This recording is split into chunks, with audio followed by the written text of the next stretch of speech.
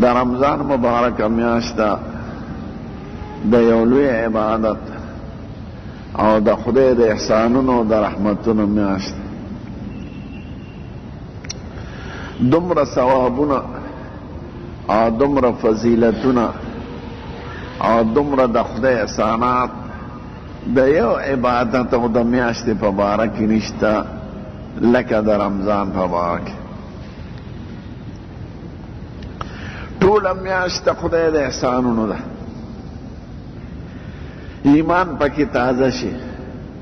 عملونه پکې درست شي، اخلاق پکې ښکلي شي. ایمان پدې تازه شي چې روزه داسې عبادت دی چې دا تعلق د ایمان بالغیب سره لري. یعنی هغه سړی روزه نیسي چې د خدای په وجود یقیني، د خدای په علم یقیني، د خدای په قدرت یقیني او د خدای په ثوابونو او په انعاماتو یقیني. که د خدای په هستی یقین نه وي، د خدای په علم یقین نه وي، د خدای په قدرت یقین نه وي او د خدای په بدلونو او ثوابونو یقین نه وي، نو روزه څوک نیسي؟ روزه دار وایي چې خدای شته، خدای پاک ما ویني، خدای د قدرت مالک دی، خدای پاک به په دې عمل ثواب راکړي. دا داسې عبادت دی چې زمونږ پیغمبر وایي چې خدای پاک وایي دا زما مخصوص عبادت دی. هر عبادت کی ریاکاری راځي، روزه کې نشي راتلی، ځکه د هر عبادت څه شکل وي او تصویري خلک یې کوي، لکه مونځ، حج، جهاد. ویني بظاهر خو عمل کوي، هغې کې دروغ راتلی شي او ریاکاری راتلی شي. دروغ په دې چې مونځ دې نه کړی او ته وایې ما مونځ کړی، او ریاکاری په دې ده چې مونځ کوي د بل دپاره یې کوي چې ما ته خلک شیخ او زبرګ ووایي یا یو بل عبادت کوي. دروغ کې ریاکاری نه راځي. په روژه کې دروغ پکې راځي. یو سړي روژه نه وي زما روژه ده، نو دې ته دروغ وایي، او ریاکاری پکې نشي راتلی، ځکه د دې څه شکل نشته چې ځان ته وښیي. که سړی غسلخانې ته ننوځي او بوس کي، یا خپل کوټه کې کور کې ناست دی خوراس کاک کوي، نو د هغه نه څوک خبرېږي؟ نو دې کې ریاکاري نه راځي. د دې وجه نه زمونږ خدای پاک وایي د هر عبادت ثواب به زه د ملایکو په واسطه ورکوم، او د روژې بدل به زه پخپله ورکوم. نو چې پخپله خدای ورکوي نو د هغې نه به لوی زیات شي. نو روژه کې د سړي ایمان قوي شي، د خدای په عالم غیب کېدو. نور عباداتو کې دا صفت نشته. دویم روژه داسې عبادت دی چې دا عبادت بغیر د خدای نه د بل چا نه ده شوی. سجده خلک بوتانو ته کوي، او حج د بوتانو او د قبرونو په نیت کوي، او پیسې هم ورکوي د بوتانو په نوم او د غیر الله په نوم. روژه داسې عبادت دی چې دا د بت په نوم نه ده شوی، دا د غیر الله په نوم نه ده شوی، دا د چا دپاره نه ده شوی. دا هغه مخصوص عبادت دی چې صرف خدای دپاره کېږي. د دې وجه نه ټولو امتونو کې خدای دا راوستی. نو په روژه ایمان مضبوطېږي چې څوک روژه نه نیسي او روغ جوړي، دی د بېایمانۍ علامه ده.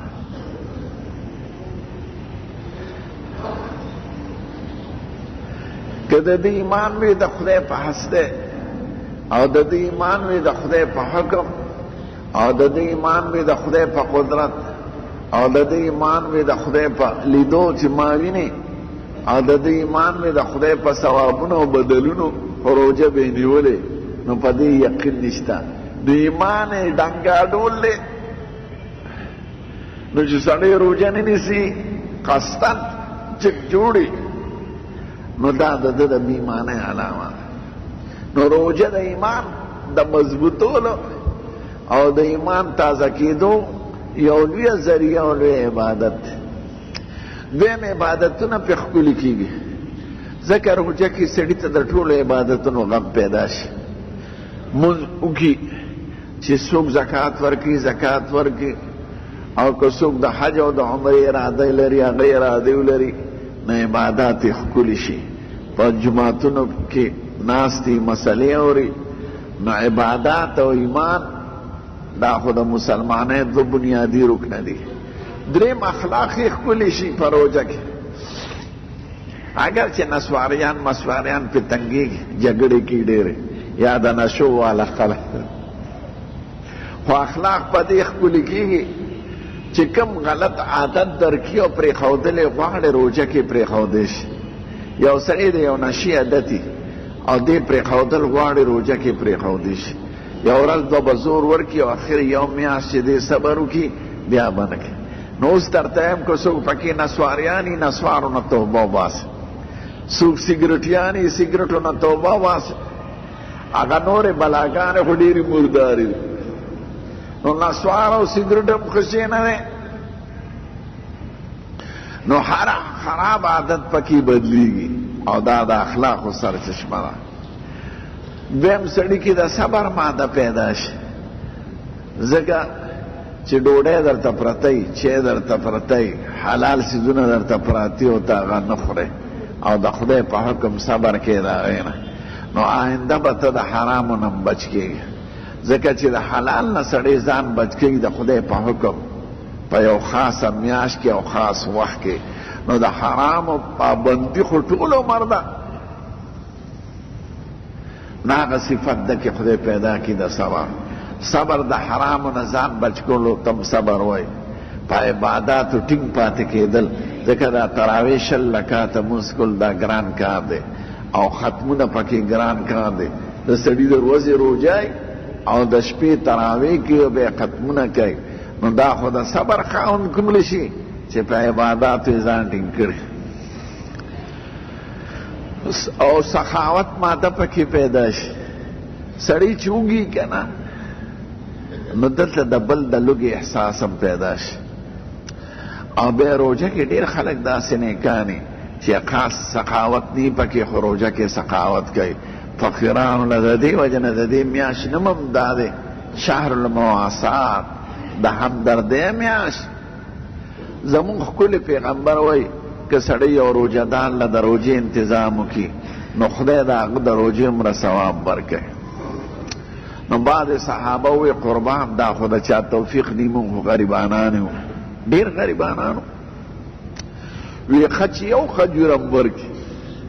د روژه ماتي وخت خدای پاک د پوره روژې ثواب د یوسف علیه السلام په باره کې لیکي د هغه زمانه کې قاطع قرآن شریف کې ذکر دی چې په خپله به یې ډوډۍ ډېره په تکلیف خوړله یعنې لږه به یې خوړله او د هغه رنګ خشته و نو خشته رنګ کې د لوږې اثر زر څرګندېږي خفګان هم پکې څرګندېږي او خوشحالي نو یو ځل ورته د دربار بعضې وزیران وایي قربان ته خلقو له غلې ورکې د بار نه چې خلک راځي او ته په خپله په ځان دومره تکلیف تېری دا ولې وی که زه ډېره ډوډۍ وخورم او زه موړ شم نو ما ته به دا غریبانان څنګه یادي دا فقیران نو چې زه وږي او کمه مې ډوډۍ خوړلې او شوق مې وي چې کله به ډوډۍ وي نو ما ته هغه غریبانان هم رایادي چې هغوی باندې دا تکلیفونه تېرېږي نو دا د سخاوت میاشت ده دې کې هر عمل نفل خدای د فرضو درجې ته رسوي او فرض په 80 درجې بدلیږي تلاوت دغه شان منځونه نفلونه صدقې خیراتونه زکات په عامو میاشتو کې هغه سر په سري او په دې میاشت کې هغه په 80 درجې خدای پاک اوچتوي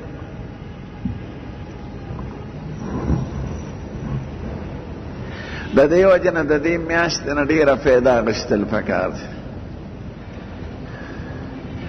دا میاشت چې په سړي راشي او تېره شي او دې ماغه شان مجرم پاتې شي نو دا ډېر سپیره دی زموږ ښکلی پیغمبر یو ځل د روجې په میاشت کې منبر ته خطه نو جمعې ورځ وه خطبې دپاره نو په لومبي پاټ کې چې قدم کېښود وی آمین، چې په دویم پاټ کې قدم کېښود وی آمین، چې په دریم پاټ کې قدم کېښود وی آمین. بیا خطبه وویله، خطبې نه پس چې فارغ شو مونځ نه بیا ناستو صحابه ورته وی قربان تاسو د خطبې نه مخکې د خطو وخت کې 3 ځله آمین آمین ووی، دا هم ولې وی؟ وی دا دغه وخت کې جبریل علیه السلام ماله راغی او د خدای د طرفه یو پیغام راورسو. وی هغه سړی د سپیري په دنیا او په آخرت کې چې د هغه مور پلار بوډاګانې او دې خدمتونه کې او ځان له په جنتونو ګټي، نو دا ډېر سپیره تاله په مور پلار خدای جنت درکوي. هغې هر څنګه چې که نسواري وي که سګریټي وي که بل زناور وي، خو چې دې خدمتو کې تاله به پرې خدای ثواب درکوي. هما جنتک او نارک، مور پلار د سړي دپاره جنت دی یا دوزخ دی. که خفه دی کړه دوزخ دی، او که خوشحاله دی که نو جنت دی. هغې هر څه چې نو ما ته جبریل وی چې هغه سړی چې د ده په موجودګۍ کې پلار او مور بوډاګانې او دې خدمتونو کې هغې خوشحاله نه کړي او جنت پې ځان له ونه ګټي، نو دا ډېر سپیره دی. ځکه قرآن شریف کې دا حکم دی فإما يبلغن عندك الكبر أحدهما أو كلاهما فلا تقل لهما أف ولا تنهرهما وقل لهما قولا كريما واخفض لهما جناح الذل من الرحمة وقل رب ارحمهما كما ربياني صغيرا. چې ستا په موجودګۍ کې مور پلار دي بوډاګان شي یا یو پکې بوډا شي، نو ګورې چې اوف قدرې ورته ونه وی رټې به نه به جواب ورکې چې څه وی وی ټیک ته مورې. که هغه ورځې ته شپه ووایي ته وایې صحیح ده، وي به داسې جواب به نه ورکړي. دا ډېر خلک پیر بابا پسې خیرات کوي، شیخ عبدالقادر جیلانی پسې بغداد شریف کې خیرات کوي، یو لسمه کوي. ټیک ته ثواب او خیرات هر چا پسې کېږي، پاکانو بزرګانو ښکلو مبارکو پسې، خو مور پلار پسې ولې نه کوي؟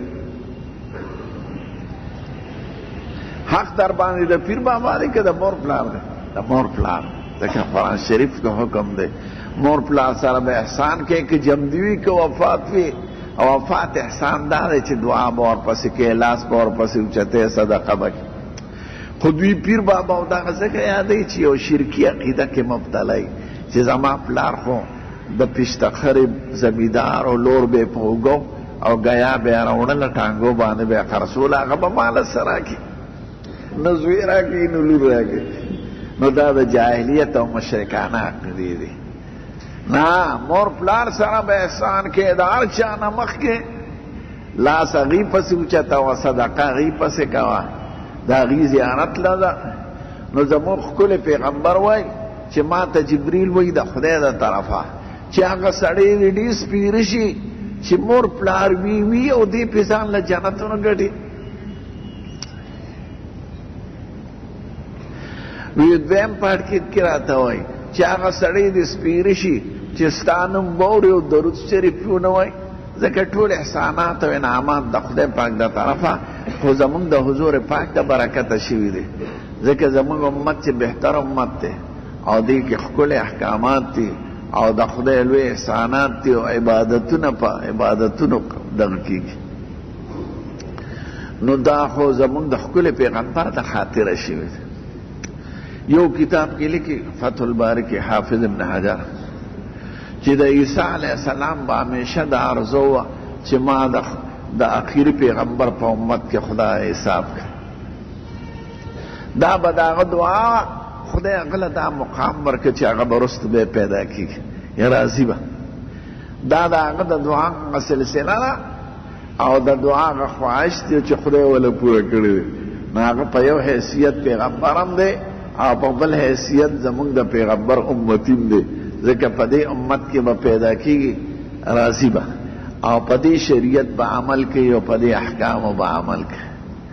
نو زمونږ امت چې دا بهترین امت دی او قرآن شریف کې ورته بهترین ویلي شوي دي، خو زمونږ پیغمبر ډېر لوی دی او کتاب هم لوی دی. نو چې د داسې ښکلی ذات نوم سړی واوري او درود شریف پې ونه وایي، ټیک ته که مجلس کې بار بار راشي او آخر کې یو ځل ووایي نو هم کافي ده. دا موږ هم چې درود شریف وایو نو خطبه کې یو ځل د حضور پاک نوم راشي نو هغه فرض ادا شي.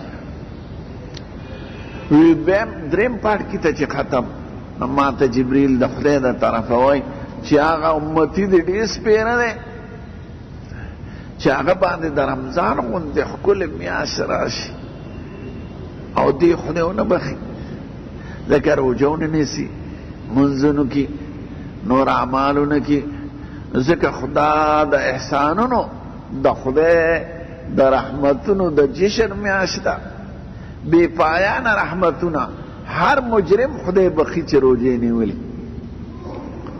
د دې وجه نه تاسو به اورېدلي مې بار بار چې دې ړومبۍ عشرې ته د خدای رحمت وایي او دې دویم ته مغفرت وایي او دریم ته د اور نه عام خلاصي وایي.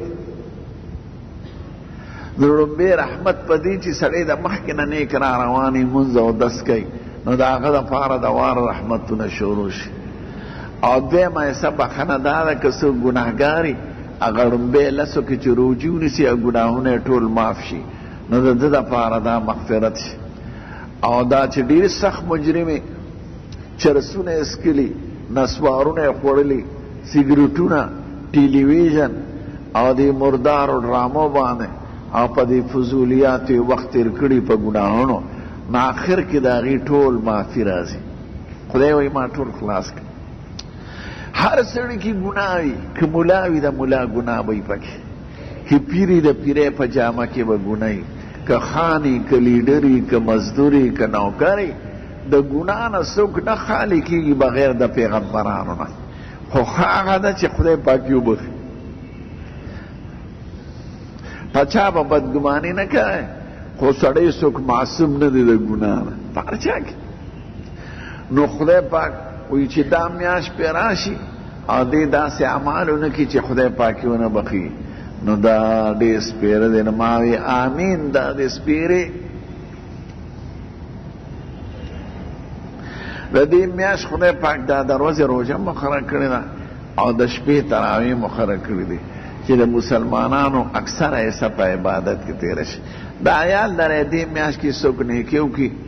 نو هغه ته خدای د ډېرو خبرو توفیق هم ورکوي او ټول کال یې د خیر و برکت تېر شي. او چې دې میاشت کې سپېره پاتې شي نو هغه باقي کال یې د ټولو نه زیات سپېره ده. د دې په آخري 10 ورځو کې د 21مې نه اعتکاف مقرر ده. اعتکاف سنت هم په رمضان کې او لیلة القدر ده پکې. خدای دې رمضان له دا بهتري ورکړه. یو د یوې میاشتې ذکر په قرآن شریف کې په نوم نه دی راغلی بغیر د رمضان. یو میاشتې نوم خدای نه دی اخیستی او د رمضان یې اخیستی دی. شهر رمضان الذي انزل فيه القرآن هدى للناس وبينات من الهدى والفرقان. نه د عرفات شته، نه د چورې شته، نه د اختر شته، نه د رکوټیو، نه د لوی او د رمضان راغلی دی. رمز وایي سوځېدو ته. نو رمضان دا نوم یې ځکه دی رمضان معنی دی کې ګناهونه سوځي. خدای پاک په مکه مکرمه کې نه و مقرره کړی ځکه مکه مکرمه کې مسلمانان غریبانانو مظلومو د ډوډۍ دره کې نه لګېد نو د هغې تربیت ته دومره ضرورت نو چې مدینې ته رالل او دویم کال شو فراخي پرې راله نو د تربیت دپاره خدای د رمضان میاشت دا په دویم کال کې مقرره کړه. مخکې نه د لیلة القدر شپه خدای دې میاشت کې راوستې ده. پخوانو امتونو له خدای لیلة القدر نه و ورکړی، دی زموږ امت له ورکړ. دا یو ځل حضور پاک خبرې کولې په مجلس کې، وی د پخوانو امتونو عمرونه ډېرو او هم ډېر. نو یو صحابي قربان چې عمر یې ډېر وي خو عبادت مې هم ډېر وي او عبادتونه هم ډېر وي کاش چې زموږ عمرونه هم ډېر وي چې موږ ډېر عبادت کړی. ګورې سړي چې د ډېر عمر یو عبادت ډېرو کې دا بختور دی او چې سړی لږ عمر کې مړ شي او لږ عبادت یې کړي خو هغه عمر درجه نه لري.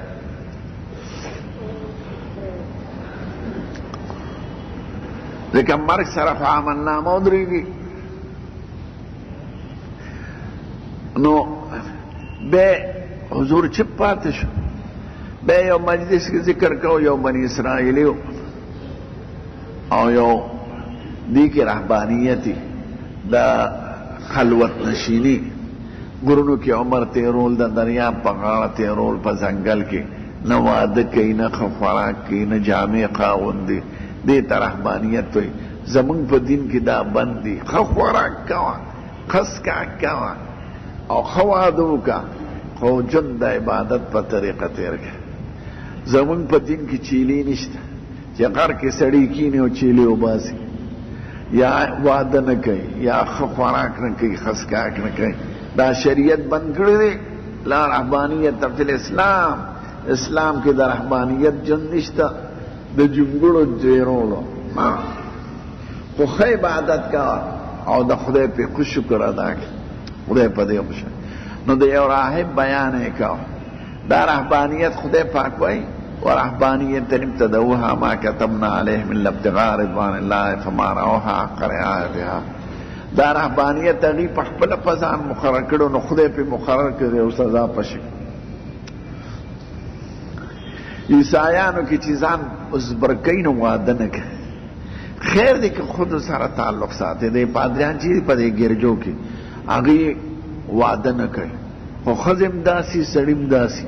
او کور کې خیر دی که بیا ملاوېږي نو بیا د هغه رهبانیت څه فایده شوه. نو حضور پاک د یو راهب بیان کوه وی دغه شان په جونګړه کې او ډېر عمر یې تېر کو. بس د دریاب غاړه باندې جونګړه جوړه کړې وه. خدای یو اونه پیدا کړې وه د انارونه او دی به هغه انار به یو خوړو به به اسکلې په دغې ژوند او بیا اتیا کاله عمر او بیا د سجدې په حالت کې وفات شو. یو صحابي ډېر بختور او ډېر ښکلی عمر خدای ورکړ. واقعي ده خدای لیلة القدر زمونږ امت ته راوسته چې د لیلة القدر یوه شپه د زرو میاشتو د عبادت نه زیاته. زرو میاشت 83 کاله او 6 میاشتې ته جوړېږي. نو خدای پاک هغه یو شپه زمونږ دومره قیمتي کړه چې هغه د ټولو عمرونو حساب پکې راغی. دا ګورې زمونږ امت سره احسان دی. دا په دې وروستو لسو کې راځي او په 20مه کې زیات دی. نو د اخیر ورځو کې لیلة القدر به هم ګومری او اعتکاف د 21مې نه شروع کېږي. اعتکاف دې ته وایي چې د نور راختېدو ډوبېدو نه مخکې په 21مه شپه د ماښام نه مخکې یو جومات کې کښېنې د اعتکاف په نیت. نو اعتکاف 3 قسمه دی. دا اوس د هغه نه به شروع کېږي چهارشنبې د زیارت د شپې نه زمونږ علاقه کې. نو یو سنت اعتکافي. سنت اعتکاف دې ته وایي چې په دې رمضان په دې آخري لسو کې وکړي. دا به په هره محله کې که یو جومات کې هم څوک کېناستل نو هغوی د اعتکاف په پرېښودو باندې یو قسم مجرمان دي او چې یو هم پکې کښېني نو د ټولو غاړه خلاصه شوه. ټیک ته ثواب د هغې سړي دی چې څوک یې کوي خو د نورو غاړه خلاصه کړل. لکه جنازې مونځ جنازې ته فرض کفایه وای او اعتکاف ته سنت کفایه وای. سنت دی خو چې یو کس یې وکړي دونو د ټولو غاړه خلاصه. نو چې کوم جومات کې جمع کېږي او د محلي جومات دی که جمعه پکې کېږي او که نه کېږي په اعتکاف به یو سړی خامخا کوي او خلک دې راغونډ شي او سړی دې کښېني د خپل طرفه او ډوډۍ انتظام دې ورله کوي روړې دې نو ټولو غاړه به پرې خلاص شي. دا بیا د اختر په شپه دی. اعتکاف کې د خبرې څه دغه نشته. دې پېښور کې خلک شیخان شان اعتکاف کوي دوی خبرې نه کوي خولې پټه کړي که ته پرې سلام واچې هم غږ نه کوي. نه دا جاهلان دي خبرې بندې نه دي. بس خبرې هر وخت نه دي ښه او روا خبرې د علم خبرې د ستړي مشي خبرې د جواب د سلام دا هر وخت روا دی. اعتکاف کې خبرې کولی شي، ملمنو سره کېناستی شي، کتاب کتی شي، مطالعه کولی شي، ټبر ولا راشي خبرې ور سره کوي هم روان د انساني ضرورت دپاره بځي بار ته، او د شرعي ضرورت دپاره. شرعي ضرورت لکه اودس چارهدام یا غسل کول، او انساني ضرورت لکه مدسمات کول یا بار، او که ډوډۍ راوړو والا سکرین ډوډۍ دپاره بار ته تللی شي. پخوا به حرمینو شریفینو کې خلکو دننه ډوډۍ خوړه، اوس دومره خلک زیات شوي دي او بې صفۍ انتظامونه کوي، نو ډوډۍ بنده ده. نو هلته کې د اعتکاف د ډوډۍ دپاره بار ته ځي، بار ډوډۍ وخوري بیا راځي. نو د دې دپاره سړی وتی شي، د بل شي دپاره وتی نه شي. نو اعتکاف او یو منخ د اعتکاف دی. منخ د اعتکاف چې ته کله کې او ځان باندې دی منخ ته کړي، لکه که زما دا کار وشو نو زه به 10 ورځې اعتکاف کوم، یا دا مریض مې ښه شو، یا زه د امتحان کې کامیاب شو. منخ ته ښه شی نه دی، خو که ویې کړه نو لازم یې که په ځان بیا به هغومره اعتکاف هم کوي او روجې به هم ورسره نیسي چې رمضان نه باري. او یو نفلي اعتکاف دی. نازلي اعتکاف کې وخت نه دی مقرر چې جماعت ته راځي او کینې د اعتکاف نیت وکړه، خدا هغه پورې مې اعتکاف دی چې کومې پورې دی جماعت کې ناست دی. نو حرمین مدینه منوره کې د حضور په جماعت کې بعد ستنو باندې لیکلي باب الرحمت ته مخامخ نویت سنت الاعتکاف، تا ته به ښایي چې راننوځي نو د اعتکاف نیت وکړي، چې اعتکاف نیت دې وکړو نو ثواب دې پوره دی. نو دې خبرو ته خیال لرئ، د ورځې عبادت دی او د شپې دغه عبادت دی. تراویح 20 رکعاته دی، که سړي ضرورتي معذوري تکلیفي ورته کم هم کولی شي، خو کمې تراویح نه دي راغلی. تراویح 20 دي، څه مذهبونو کې 30 دي، څه کې 30 دي، چا کې 140، خو د 20 نه کمې نه دي راغلی. ټول اسلام په وطنونو کې هغه 20 رکعاته دي، په 4 مذهبونو کې او په حرمینو شریفینو کې د حضور پاک په خپل جماعت کې او په بیت الله شریف کې 20 رکعاته تراویح. خدای دا رمضان زموږ دپاره د خیر او د برکت ذریعه وګرځوي، او هغه اعمال د رانوالي چې کوم اعمالو باندې خدای او رسول خوشحاله دی، او په هغې د دنیا او د آخرت سعادت او کامیابي بنا.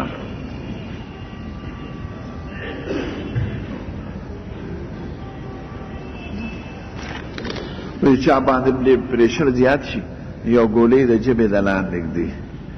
نو هغې سره روژه څنګه ده؟ هغې کې خو دارو یا په لاړې تېرېږي، نو په هغې روژه ماتېږي. ټیک ده، که ضرورت دپاره یې وکړو، مریض و ډاکټر ورته ووایي نو روژه به وساتي، خو یو قضا به راوړي بیا.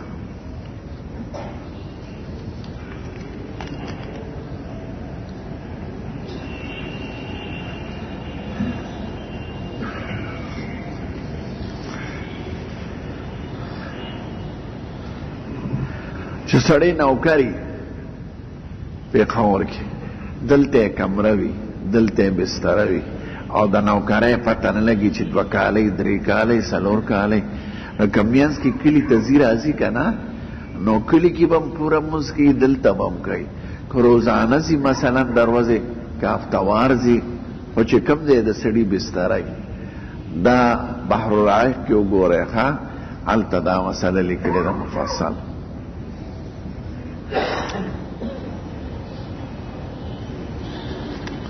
سفر دیتا وی لکه لاهور ته د دې ځای نه دکاندار لاړ شي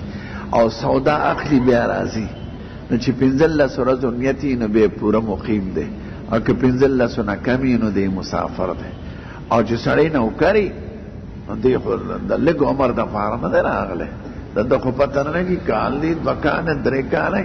نو دی به دلته هم پوره مونځ کوي، کلي کې به هم پوره مونځ کوي،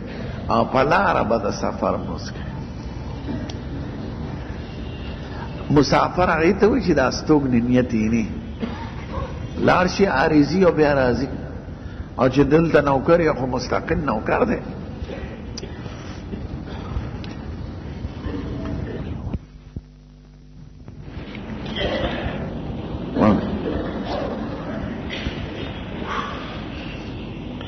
څوک بلفونه په جومات کې ولګوي ډېر تکلف پکې نه دی پکار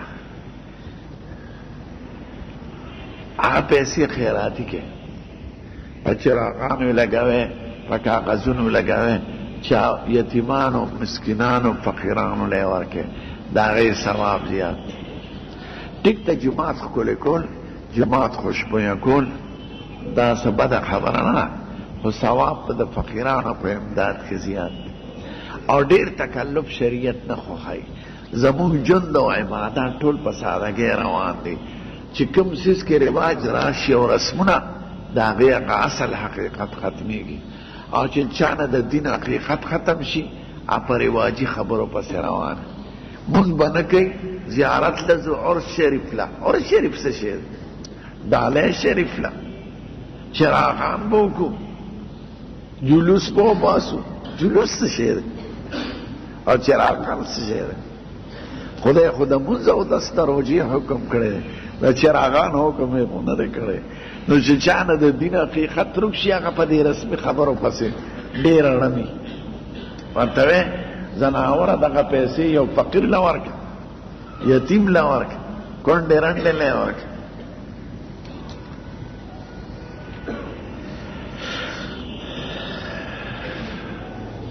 خیر دی که اعتکاف کې ناست دی او د ناجوړتیا د وجې نه یا د بل عذر د وجې نه دی روژه ماته شوه په اعتکاف دی اثر نه پروزي ناجوړه شو ډاکټر درته وایي دارو خوره او خوره خیر دی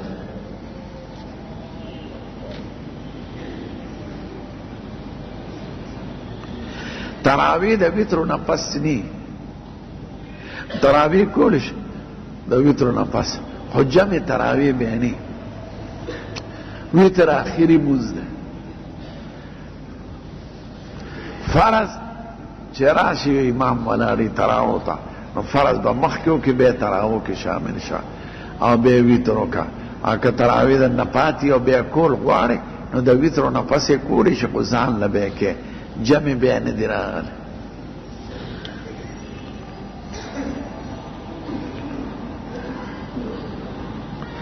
بعض فقهای کرام دا دی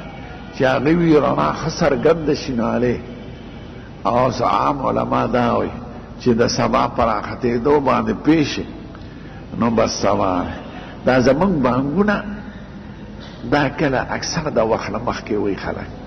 شریعت د دومره تکلف نه دی قایله چې د سکنډ او د منټ په خیال ساتي د حضور پاک زمانه کې ګڼې وې نه سکنډونه وو نه دا خو سره حالت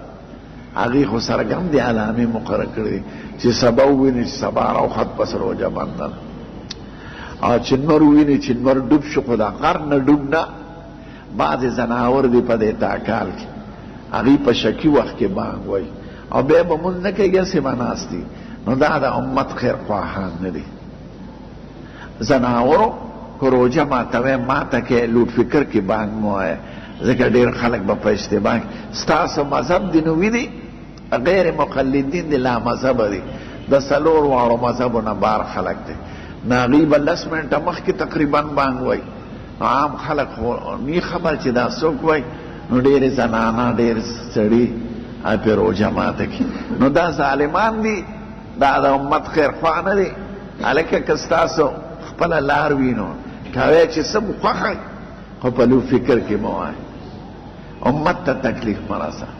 دا ختمونه چې کوي سهار وختي تقریرونه شروع کړي دا زناور دی د هندوستړی خدای ناراضه دا تاسو ته چا پیغمبر ویلی دی نه خدای ویلی دی نه صحابه به چغې والی بانګ نه پس به دوباره چغې والی یا په لوټ فکرو کې لوټ فکر دومره استعمالوی د خدای دپاره چې څومره د جماعت ضرورت زیات مه کوئ دین بدنامۍ دا خلک دا شیخان جاهلان کمعقل پیران او بې علم امامان دا دین بدنامۍ لوټ فکرو کې به چغې شروع نو پام کوئ د ثواب نه ګناه زیاته ده چاته تکلیف رسول خو نه دی او نه په څومره ذکر په بادار کې راغلی په لوټ فکرو کې خدای خو کون نه دی کښېنه جماعت کې وایه ولې خلکو ته تکلیف رسوي؟ څوک به زنانۍ بیماره وي، ماشومان به ودري، د زړه بیماري به چاته، څوک به مطالعه کوي، یو وکیل به تیاری کوي، طالب به تیاری کوي، څوک به خپل تلاوت کوي. دا ډېر جاهلان حافظان به په دومره لوټ فکر کې وي چې بل جماعت کې ته قاري سبق نشي ویل، ځکه جماعت کې هغه غوږ راځي. نو دا ظالمان بې وقوفه دي. مګه لو زیات لوټ فکر مې استعماله.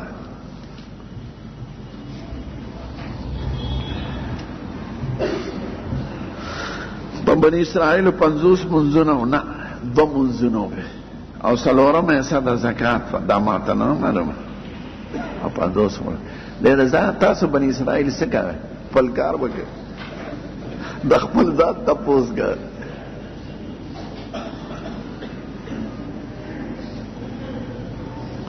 چې ښځه په اعتکاف کې نو د کور کار کولی شي، هغه اعتکاف دننه ځای چې ځان له مقرر کړي هغې کې کولی شي، لکه الوګان سپینئ، غوښه پیاز برابروئ، خو په هغه ځای کې بار نغري ته به نه دی چې کوم ځای د اعتکاف دپاره مقرر کړي د هغې نه به بار ته نوځي. ټیک ته ناسته دي، د کور کار دې پکې کوي، مثلا مشین چلی، جامې جوړئ، ځان له جوړئ دی، تلاوت کوئ، بچی قلارئ، ډوډۍ ورکوئ، یا ترکاری برکاری پاغې خپل د اعتکاف ځای کې برابرئ. نو دا روا دي ولا؟ لکه دا ټول کارونه روا دي. اعتکاف کې څه کار بند نه دی، وتل بند دي د ځای د اعتکاف بغیر ضرورت. چاوی د الرجی دپاره ده، د دمې بیمار دپاره دې ته عربی کې بخوخه وایي. د عرب علما خو یې په دې روژه نه ماتېږي، ځکه دا نه خوراک دی نه څښاک دی. خو زمونږ بعضې عالمان وایي روژه پې ماتېږي ځکه دې کې ګیس وي او څه مواد وي پکې. خو ښه دا ده چې سړي دمی دا د استعمالوي، خو نور روژه به نیسي او بیا د قضا ونیسي یوه روژه. دا د استعمالوي ځکه د دمې واله ته تکلیف وي او خو نشي اخیستی. نو دمې واله د استعمالوي، خو یو ورځ قضا دی د یوې ورځې راوړي، دی معذور دی. خو عرب علما وایي نه خوراک دی نه څښاک دی، د هغې پې روژه نه ماتوي. د مصر جامع اثر دا فتوا ده.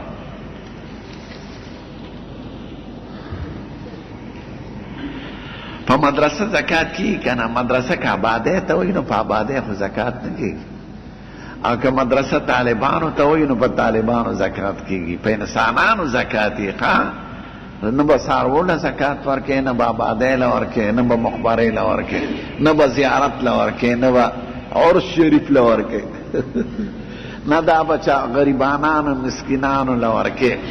طالبانې مدرسه کې ناظم ته حواله که، وی دا د مدرسې د طالبانو دپاره دی، به ټیک ده ستا زکات شو. یتیمانو دپاره دی، نه هغې به یې په خرج خراجات دغه کوي. آبادي پې نشي کولی، د مړي کفن پې نه کېږي، لار پې نه جوړېږي.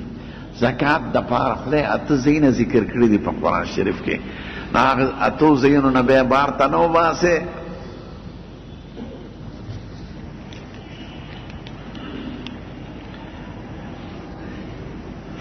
چا یو مفتی وایي په مدرسه زکات نه کېږي، نو هغه ټیک به وایي که مدرسه آبادي یادوي په آبادۍ زکات نه کېږي، او که سړي یادوي خو په سړو کېږي، په طالبانو کېږي، یتیمانو کېږي، فقیرانو کېږي. بلکې زیات حقدار په نن زمانه کې دا ورته زه طالبان دي، ځکه دین پې زده کړي او امت ته ټولو امت ته فایده رسي. حکومتونه خو امداد نه کوي او نه مدارس د حکومت امداد ته لاس نیسي، خو د خلقو په زکات باندې چې طالب سبق ووایي او عالم شي نو هغه به دین بیانوي. دا دین هم چې دلته پاتې دی خو د طلباو د علماو د برکته پاتې دی. او علماو طالبان د حکومت نوکران نه دي، نه د حکومت ته تنخواه راځي، خو د نیکانو خلقو زکاتي، قیراتي، صدقاتي په هغې مدارس چلیږي او عالمان پې جوړېږي، حافظان پې جوړېږي.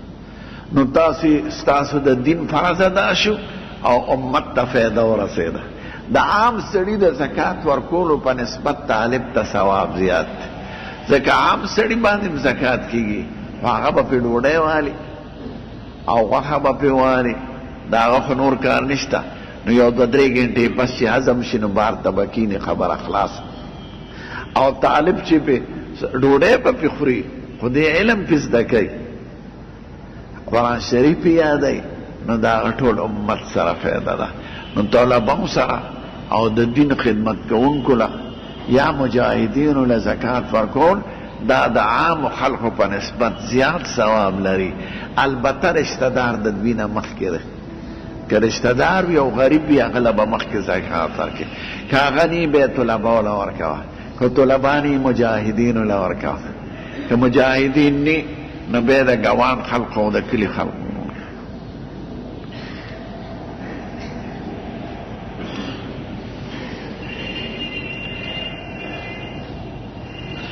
که خلق چنده را جمع کی ختم کی هغوی په چنده کې دا وایي چې حافظ له بم ورکو شیریني مخکې روډو روانه حافظ له ورکول روانې شیریني پې اخیستل روانې چنده خو ویم په دې غرض چې ختم کې دا ټول څیزونه به ضرورت پیښیږي دا پې والي نو دا روا ده ناروا نه ده او دا صدقه ده په رمضان کې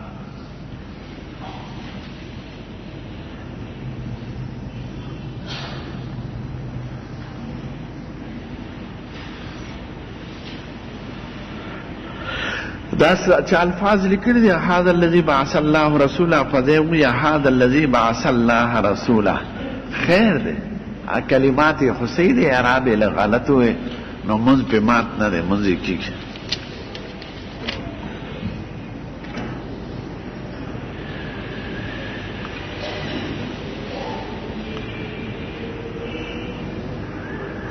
چا د یو ملا نوم لیکلي ملا نوم مه لیکئ ښه ماته خدا تپوس کوي چې فطرانه به څومره نو د 2 کیلو غنمو قیمت دا فطرانه ده ما ته اوس د غنمو قیمت نه دی معلوم نو هر کلي سړی چې دلته دوستانو کې ناست دی په هغه کلي کې چې غنم 2 کیلو پسو کېږي دغه د فطرانې اندازه ده کله به نن خرڅاني 2 ورځې پس به ګران شي او کله به نن ګران نه 2 ورځې پس به اسان شي نو د اختر ورځ یا د اختر نه مخکې ورځ ته ګوره چې په هغه ورځ څومره قیمت دی نو 2 کیلو غنم ټیک ده اجوري حضور یاد کړي دي اوربشي یاد کړي دي غنم یاد کړي دي اوس کې یاد کړي دي نو چې کوم په اسانه غاړه خلاصېږي په هغه خلاصه کې او که سړي توفیق وي چې هغه ډېر قیمتي شي ورکړي نو خو لا ښه ده خو ضروري پې نه ده ځکه چې پیغمبر اختیار ویلی دی نو چې اختیاري نو دا بعضې ملان چې دی لیکلي دي چې خامخا به دا ګران څیز ورکوي دی د ځان نه خبرې لیکلي دی نه چې څومره وسي مالی عباداتو کې زیاتې بند دي او په بدني عباداتو کې زیاتې بند دی اوس مونځ کې 2 سجدې دي په هر رکعت کې 3 سجدې نشي کولی یو رکوع ده یو رکوع نه زیاته نشي کولی یو قاعده ده مثلا او مالی عبادت تا باندې 50 روپے فرض زکات او تشبیه ورکی خلا سلور کې ځکه دا زموږ ښکلی پیغمبر چې نصاب ویلی دی نو هغه وایي که د دې نه زیاتې څوک ورکوي ثواب یې زیات دی خو شته پې نه نو که سړی زیاتې ورکوي سړی باندې 100 روپۍ کېږي او دې 40 ورکړي خو لا ښه ده خو عباداتو کې چې کوم شریعت مقرر کړي دی د هغې پولې دی هغې کې به زیاتې کمې نه کوي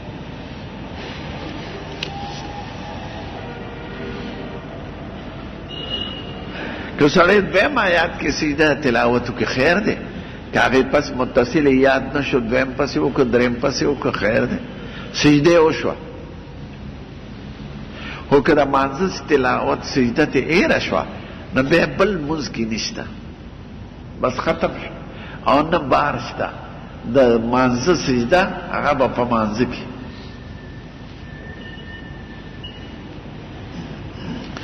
دوباره وینا ته د آیات حاجت نشته د په ځان 2 لازم یې کړی بیا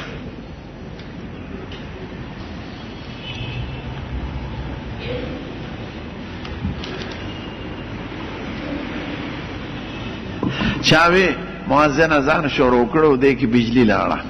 نو اذان یې پرېښود نو بار ته لاړ د جومات د پاسه اذان شروع دا یاد لرئ اذان د جومات نه بار راغلی دی دا دی لوټ فکرو سره دا بدعت راغی چې خلک دننه وایي کنی بار دی چې عذاب د دې وجه نه خلک د ماښام او د دغه په منځ کې اوس دغه نه کوي وقفه نه کوي کنی چې ماښام بانګ وشي نو زموږ خپل امام صاحب وایي چې اذان خو بار دی نو هغه بار سړی چې په مزه مزه راځي راځي راځي نو اقامت به هم هغه کوي نو دغه وقفه بسته او د هغه شاګردان وایي چې نه اذان وشي نو چې هغه راشي نو کی بني لکه د جمعه کې په خطبو کې چې سړی کیني او دا درې واړو مذهبونو کې دا ده چې دومره وقفه به کوي چې لکه د 2 رکعاتو په اندازه دا خلک چې متصل وای دا غلطي کوي اقامت او دا خو دومره متصلي چې دلته محراب کې اذان وشي بل ته ویاله اقامت کوه نو دا د کمقلو شیخانو کار دا نشته دی باندې مونځ مکروه کېږي حضور پاک زمانه کې بچي بانک کېده د ماښام نو بار به وشو هغه به کور نو بانک نه پس په مزه مزه راته نو بعضو صحابو 2 رکعاته نفل هم هغه وخت کې کړي نو چې به راغی نو بیا به جمع ودرېده داسې نه دي کړي چې متصل به جمع ودروله متصل جمع ودرول دا مکروه دي لکه زمونږ وطنونو کې چې نو د غلطي وکړه بانک بیا جماعت کی پورا کړو خو کوي که څه بدي پکې رانه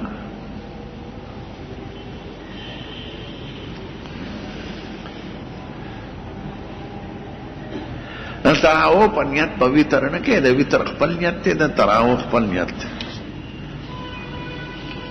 ویتر واجب دی او تراویح سنت دی احکامو کې فرق دی تراویح په ناسته کولی شي بغیر عذر او ویتر بغیر عذر په ناسته نشي کولی لکه د فرضو په شانې حکم دی چې عذري په ناسته کولی شي بغیر عذر به په ولاړه کې ویتر لکه د فرضو په شان او تراویح بغیر عذر په ناسته کولی شي او چې بغیر عذر کې نو ثواب دی کم او ولاړه کې ثواب خو مونځ دې شوی دی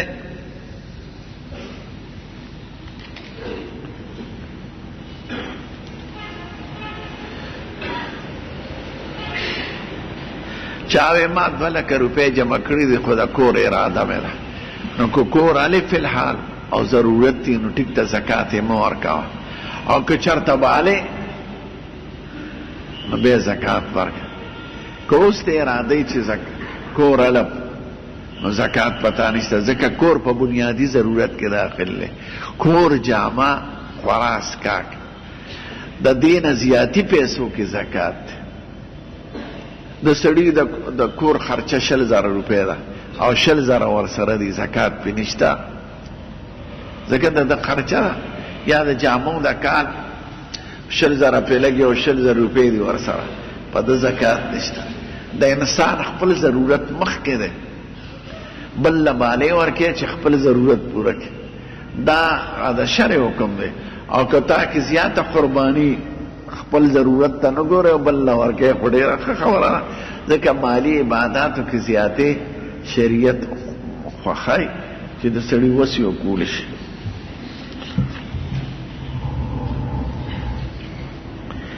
دلته چې په کوم حساب تاسو روژه نیولې ده په هغه حساب اعتکاف هم شروع کړي او شو قدر شپه هم په هغه حساب وایي نورو ملکونو ته مو ګوره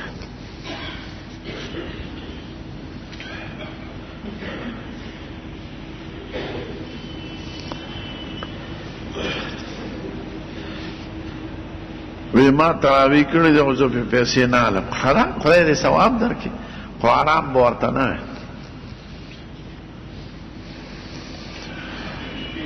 دا بعضې ملیانو سختي کړې ده دې ته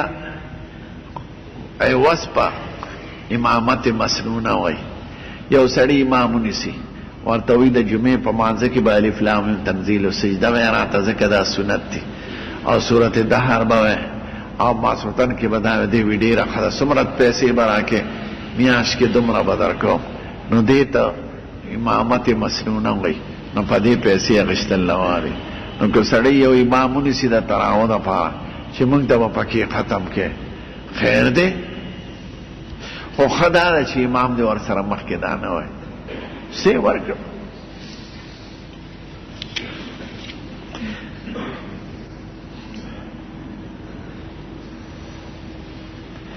په خط کې چې سلام وي نو څنګه دی ښه دی په خولې مو وایه جواب کې مو وکړه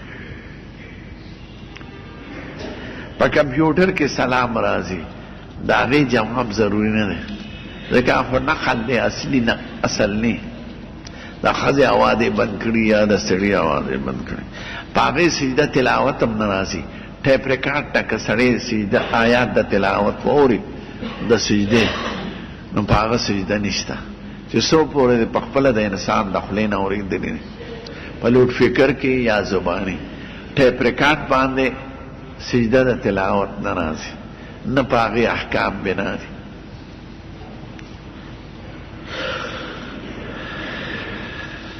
که سړی تراویح ځان لکوي نو 2 رکعاته غوره دي که 4 دواړه کېږي خو 2 رکعاته غوره دي د شپې نفل څومره چې دی 2 رکعاته غوره دي که 4 رکعاته کوي نو اللهم صل پورې دی وایي دا به مو وایي اللهم صل بیا دی الله اکبر تپاسي ربنا دې رستو کې وایي او لومبۍ قاعده کې دی درود شریف وایي اللهم صل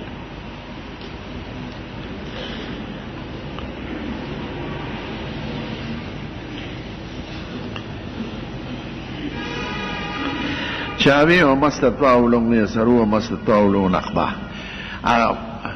دغه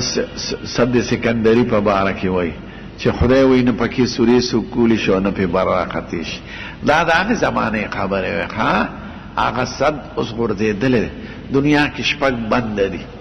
او سکندر ذوالقرنین چې جوړ کړو او قرآن شریف کې ذکر دی دا سیبیریا کې دی د روس او د چین په منځ کې یو لویه علاقه ده سیبیریا او غرونو ته د طی غرونه وایي هلته اوس سړکونه تللي دي سیاحین ځي او هغه نشان هم شته برګې سپینې ګټې ځکه چې ګټو دیوالې و نو سیکې پې ویلي کړی غورځوله نه غورځېدلې دی اوس دا خو د هغې زمانې حالات دي چې داسې ځای بند به جوړ کړم چې هغه طرف ته هغه وحشي خلک کوستانیان شډل هغه دې طرف ته راونه خلک ټول سړي وو او غرسني ځنګلیان نو دې خوا خلقو باندې برانل په کنډو کې غرو لوی اوس هم دی او یم منځ کې کنډو نو د دې خلقو چرګې مرګې به یې یوړې فصلونه به یې تیار یوړل څاروي به یې بوتل زناورو نو سکندر صاحب ته شکایت وکړ هغه به وخدره زه به دا بند پکې جوړوم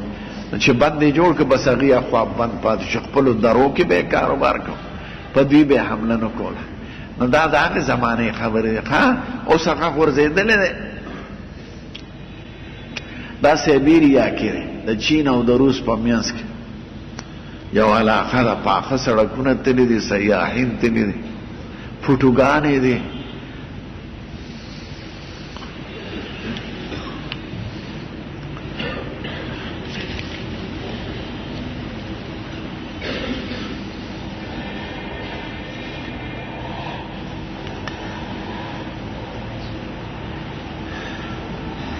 یو سړی وي ما سره کله نوي څیز وي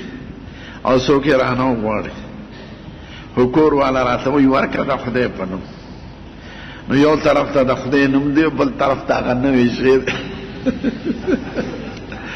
داسې معلومیږي چې ښځه دې ستانه په عبادت کې تکړه ده خو تا باندې ورکول نشته وایي دی که نه د خدای نوم دې درته والي دا سوالګري نه وایي د خدای په نوم راکړې چې پیږي چې دا سوالګرې دې مه ورکوه چې دی پیشي که نه لکه دې سړکونو باندې بسونو او موټرو کې ولاړې دوی له به نه ورکوی سړي ته د خپلې محلې او د کندي خلک معلومي معذور دا پېښور دي کسبګري دي او کسبګري زمونږ ټول کتابونو کې لیکي ورکوی به نه ځکه دی بې خوند عادتېږي او دا سوال پیشه کول دا په اسلام کې بند دي نو کو تا ته دې څوک وایي چې د خدای په نوم ورکوه زما خپله ضرورت دی وایي دی که نه ښځه دی که نه یې ورکړې او که در سره یو قرباني کولی شي ورکړه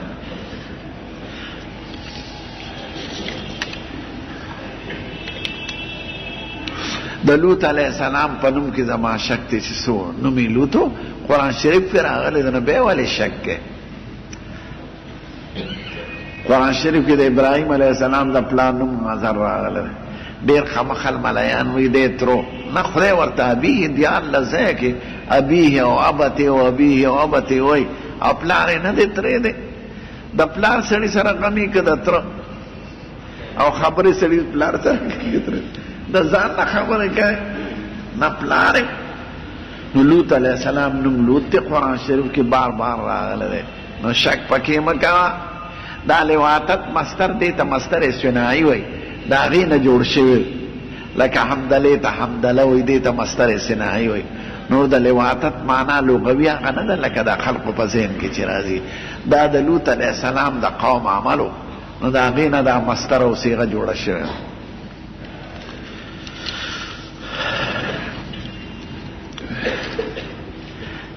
د بچه دانی تبدیلی صحیح ده که نه ده صحیح تبدیلی کی که لرکی ہے بچه دانی خو پا بچه دانی نه بدلیگی زما خیال ہے خو که لرکی ہے اولاد نروڑی او بے تکلیفی خسی تا خیر دے خدا شخصی معاملے ده سڑی قانون کئی بنا سڑی اولاد زیادی او تکلیفی خسی تا او اولاد بند کی پس طریقہ بچه دانی ختم کی صداوی استعمال کی خیر دے شریعت آئی کی پابندی نہ کر خو پا کم عقیده چی سوکی چی رزق بنی او دا بای او دا بای نو دنگا غلط عقیده دی ساتن نی او کسڑی خزے بیمار ای تکلیفی وارتا نو خیر دے درود شریف وارد